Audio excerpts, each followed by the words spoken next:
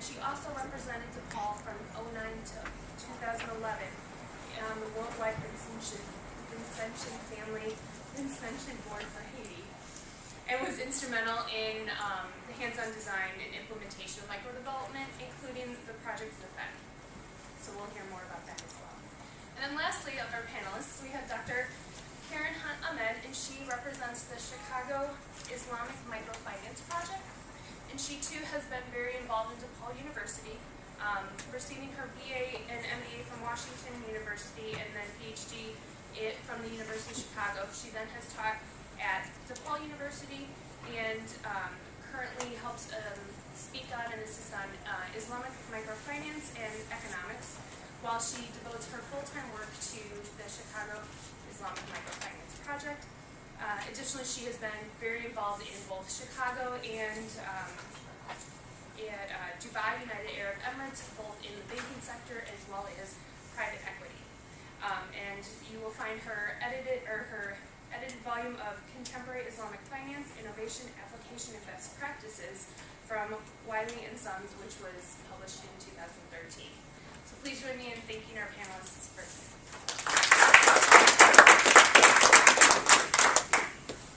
Welcome everyone. I'm just going to introduce the topic of today of microfinance, and I let my expert panel here to explain in more details what microfinance and its diversity is and what is not, and what are the current challenges. As an academic and practitioner myself, I've faced numerous times the practices of microfinance in its various approaches of micro savings and micro loans and micro insurances and others as one tool, a good tool for alleviating poverty worldwide. Yet within those many enthusiasts of using this tool, many have expressed also our skepticism regarding this as the tool for poverty alleviation, because perhaps it needs to be reconsidered in a more inclusive perspective, that perhaps would look at institutional and systemic issues within the country. Other issues that we have encountered has to do with the fact that, as you can see from the subtitle of this global cafe, the issue of other type of capitals that need to be associated with the financial capital availability. I refer in particular to the issue of social capital. Many of the organizations, both that are here represented and many others around the world, have recently expressed more engagement with the importance of building social capital along with financial capitals.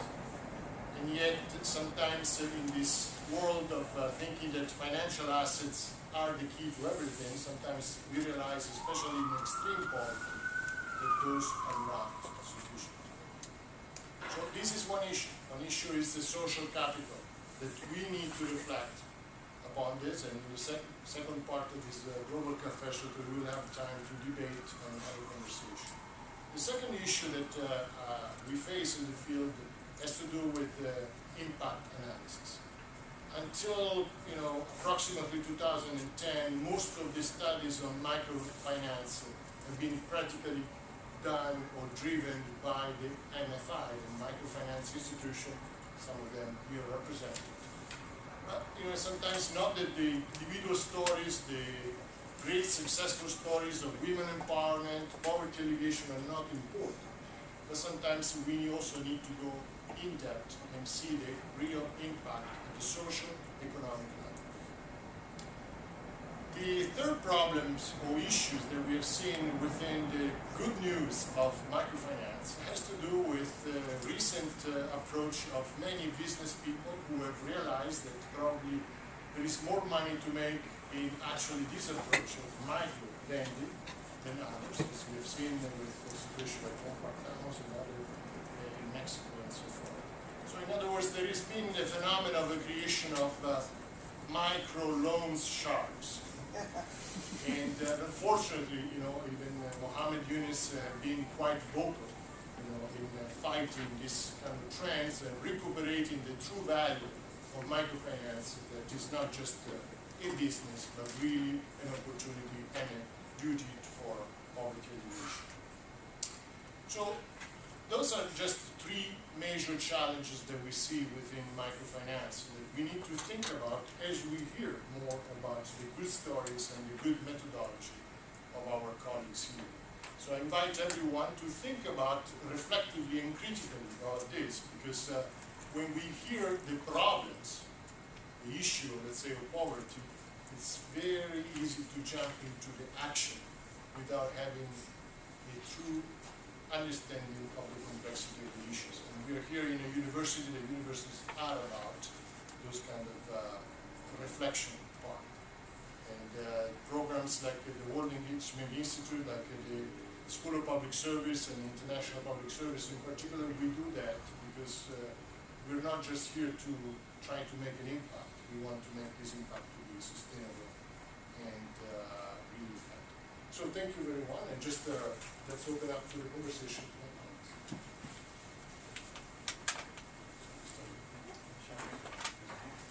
Well, thank you, Professor Tavanti, and thank you all for having me here. My name is Genzo Yamamoto, and as Jamelin mentioned, I work as the Director of Knowledge Management at Opportunity International. So I have the opportunity, the privilege of looking at our projects worldwide, and especially when there are unique projects, I have to do research on it, I report on certain projects, I evaluate them at times. Sometimes the research is done in-house, sometimes I use external researchers to do it, but I'm in a position where I can see some of these projects done. So I'm very happy to kind of introduce Opportunity to you.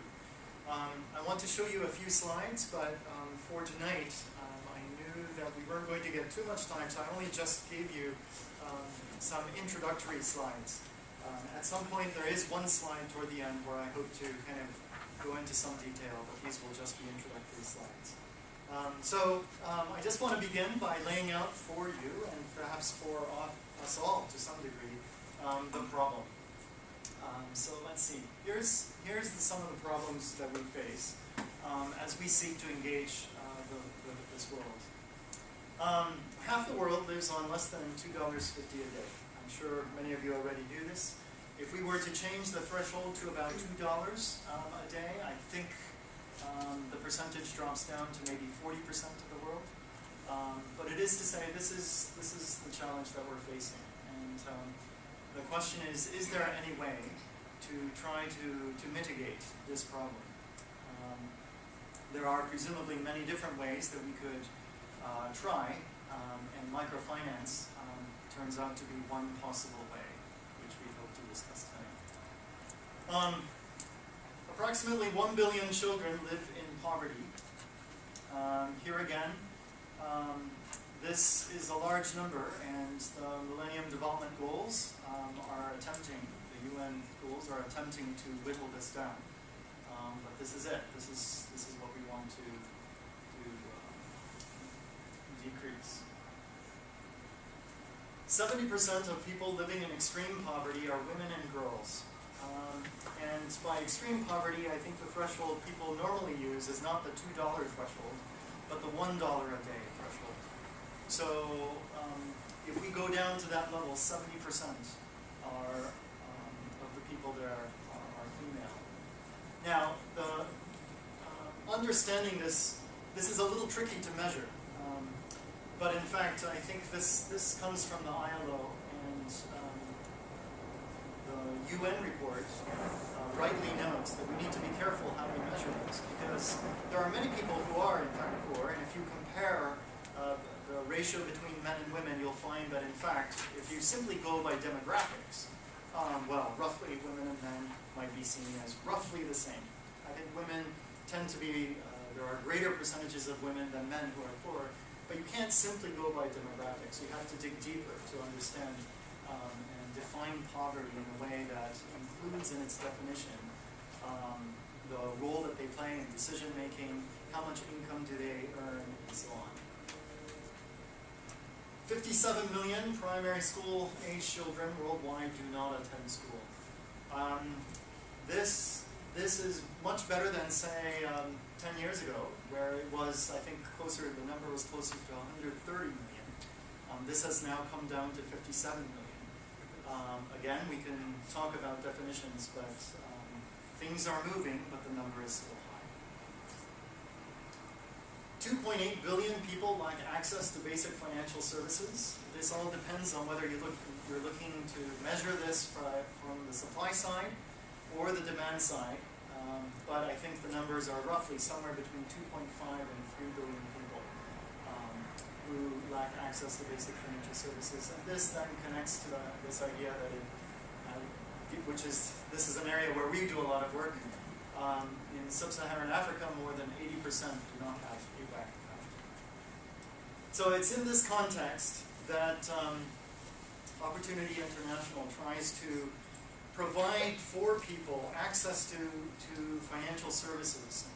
Now, behind this idea, of course, as many of you, if not all of you already well know, is this idea that poor people do, in fact, manage their finances. I think for many of us, for me, certainly a few years ago, it would have been hard for me to imagine that if you live on $2 a day, that you can actually manage your finances and do something more than simply live hand to mouth. But in fact, as many of you know, studies have shown that in fact poor people do manage their finances. That means that they can live strategically if financial services are available to them. But the problem, of course, is that commercial banks have very little interest in serving the poor target population. There's not a lot of profit to be had, and so you cannot actually build a business, or so they think, you cannot build a business serving the poor, and this is where microfinance institutions attempt to step in. So what has been our response? And I think this, in some degree, speaks for all microfinance institutions to some degree, but it certainly does speak to our response at Opportunity International.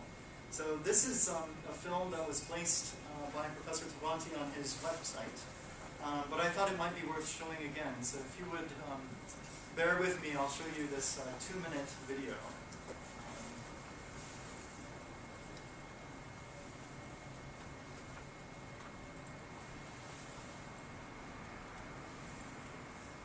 Worldwide, more than 1.5 billion people live in extreme poverty. Traditionally, this is a problem that's addressed by charity. People donate money to those in need. Gifts provide food, supplies, and services. Quality of life improves. Only temporarily. Once the gifts are used up, the need returns, and the cycle repeats. So what can be done? Opportunity International provides access to savings, small business loans, insurance, and training that change lives for good. 4 million people are using this opportunity to stop the cycle of poverty. Women are poor in disproportionately greater numbers than men. 93% of Opportunity's loans go to women. To be eligible for a loan, a woman joins a trust group and undergoes 4 to 8 weeks of training. She learns how to create a business plan, how to budget and save money. Trust group members pledge to guarantee each other's loans and support one another's businesses. 95% of loans are successfully repaid. And when a loan is repaid, another woman receives a loan and a chance to work her way out of poverty. Trust groups have proven to be an effective grassroots approach to tackling poverty. Most clients experience economic as well as social and spiritual transformation. With Opportunity, a woman grows her business, which increases her income. She can then feed her family more nutritious meals, pay her children's school fees, improve their housing, put away money in the savings account at the Opportunity Bank, and purchase insurance from Opportunity to reduce her family's risk. She is also able to hire her neighbours, giving them a chance to provide for their families. Through it all, she feels an increased sense of confidence, hope, and empowerment. When she pays back her loan, another woman gets the same opportunity to improve her life. Opportunity changes everything.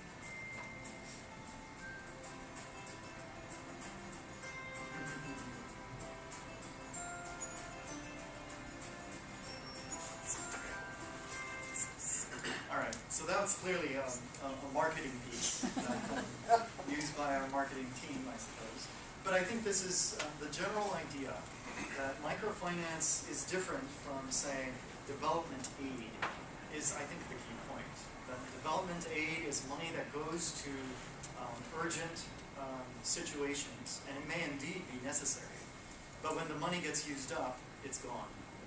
And so as other urgent situations arise, more money is necessary. But the idea behind microfinance, and I think this speaks for not just opportunity, but for other microfinance organizations. I think the beauty is that it is something, because it is a loan, once the loan is paid back, that money then goes out to help other people. So $1, for example, over time, will help many other people, not just one person. In that sense then, opportunity works with a vision that people will have with eventually the opportunity to achieve a life that's free from poverty, that they can live a life with dignity and purpose. Our mission is to provide financial solutions and training as we empower people. Our belief is that small-scale entrepreneurs can bring about big change. And in fact, we have what we are hoping for is that as these people, not everyone becomes entrepreneurs, but there are cases where these entrepreneurs end up hiring others in their community. And so even people who are at the very, very bottom of the pyramid, the economic pyramid, people that we might consider the ultra-poor, will in fact experience positive changes. And then our motivation. We are motivated by the call of Christ to love and serve the poor, and we seek to pursue that as an organization by going to the poor, the needy, the powerless. Okay, so our method is to support local microfinance organizations, as you see there, that provide innovative financial solutions to empower people, create jobs, and build vibrant communities. And this, I think, we can break down to the kinds of things we provide. Savings, for sure, loans. So for savings, I think we have 1.2 million clients who have savings accounts with us. For loans, we have 2.8 million clients, and I think we provide insurance to 4 million clients. Right now, in total, we serve over 5 million clients in over 20 countries in the world. We also provide financial literacy training, and we also provide staff training as well.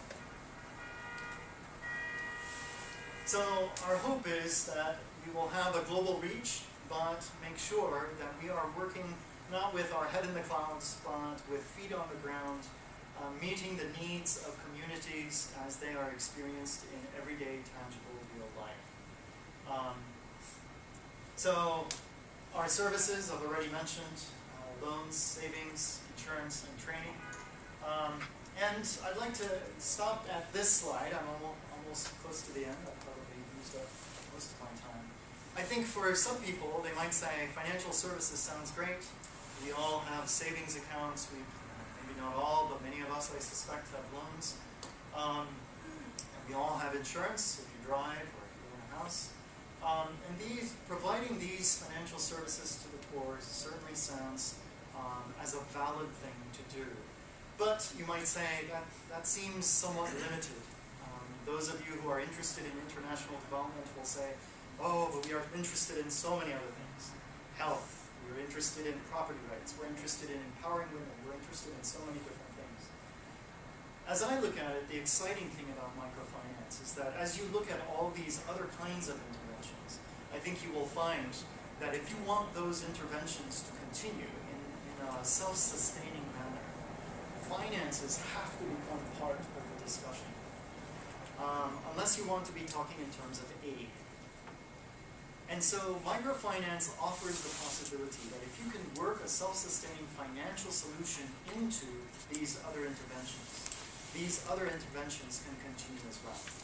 And so at Opportunity, we are targeting sectors and value chains, as well as pursuing innovations that will bring the greatest impact. So if you look at the slide, you will see in the middle I've placed loans, savings, training, and insurance. But in these, what's supposed to be purple, but what comes across as dark black boxes, you have housing finance. In Ghana, for example, we've attempted a pilot where the majority of the people do not have property rights. Often chieftains, stool lands, chieftains have rights. Occasionally you have titular gods who have property rights. But if people do not have property rights, how will they invest in their own property or in their land? Well, so we've tried to come up with innovative ways to deal with that with a property folio project. Education finance. We know that poor people care for the education of their children just as much as middle class or wealthy people. And we have seen this to be a great need, and we are trying to come up with innovative ways to help parents as well as school proprietors in poor communities who seek to serve poor children. Agricultural finance. This has been recognized as a major area for developing, for the economies of developing countries. And we have moved into countries to provide agricultural finance in areas where agricultural development banks have refused to give banks for smallholder farmers. Community economic development. In some of our projects, we have focused very much not just on bank or financial solutions, but solutions that actually focus on the needs of the community in a holistic way. Community health facilitation. How can we nurture health education in the various groups that meet for our financial services? We actually have partnered with organizations so that we actually have these women who are being trained, and then they go out and then they lead discussions to facilitate health education in their various groups. Community dairy processing is something that we are working on in India, the problem is not that there's no milk in India. The problem is that there is milk, but the quality of the milk is poor. So could we actually set up a situation where farmers from the community can actually go somewhere, be educated on the processing, but also do it? Value chain facilitation. It's not good enough to simply deal with the specific poor farmer. For example, we need to deal with the whole value chain. So we seek to facilitate the giving farmers good quality, not giving, but facilitating through microfinance access to good quality seeds, to fertilizer, and then once the harvest comes, to processing, to wholesale agents, and then to output or off-takers and output markets that are transparent and will provide good prices to farmers. And then, of course, we are involved in water, sanitation, and hygiene projects as well. So the exciting thing is that it's not just about finance, although that is our core mission. It's that the core mission can provide a whole variety of other interventions, a certain sustainable nature. I think that is what excites me. Finally, our impact. You can see it there. Some of those things we've already mentioned. Perhaps an interesting thing is just we have 128 million in deposits, people who are saving with us, 574 million loans in our portfolio. Average savings balance at $110, which you may not believe, but it's significant. If you're earning $2 a day, this is very significant. And it gives you a taste, I suppose, of how $1 can end up being more than just $1 if it's in fact circled. So maybe I'll stop there. And it just gives you a taste of what Opportunity tries to do. And I'm sure others can build on this and talk about your respective work.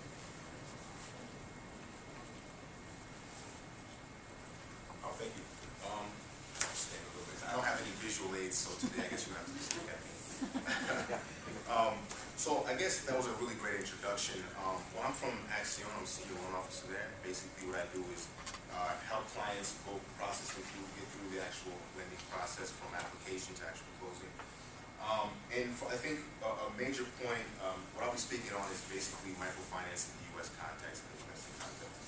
And I think for many people, their introduction to microfinance, to microlending is from the international perspective. I know when I moved to Chicago, I was really surprised to know that there was a local organization that was in the city that was doing what I had always learned in class was being done in developing countries, and was really interested in what it took to actually start doing microlending here in the States. I think though that it's really important to kind of recognize that a lot of the microlending or microfinance in the United States is modeled after and it's a lot of influence from the international perspective and from the international model. But there's some really key differences as far as operating and being able to be a successful microlender and have an impact in the domestic context. So what I'll kind of do is talk about some of those differences as far as operating in the States. What I'll kind of talk about is more from Axion in general, and maybe later on can talk about more specifically about Axion and our operations here in Chicago or in Illinois. So I guess the biggest difference and what surprises people as far as doing microlending, what exactly does that mean here in the U.S. context? It can be a pretty flexible kind of definition, and I guess that's where you'll notice the biggest difference inside as far as domestic and international. For the U.S., I mean, the microlending is being done from as small as $500 up to $50,000. I think on average, though, in the U.S. it's about $7,000, and I guess the main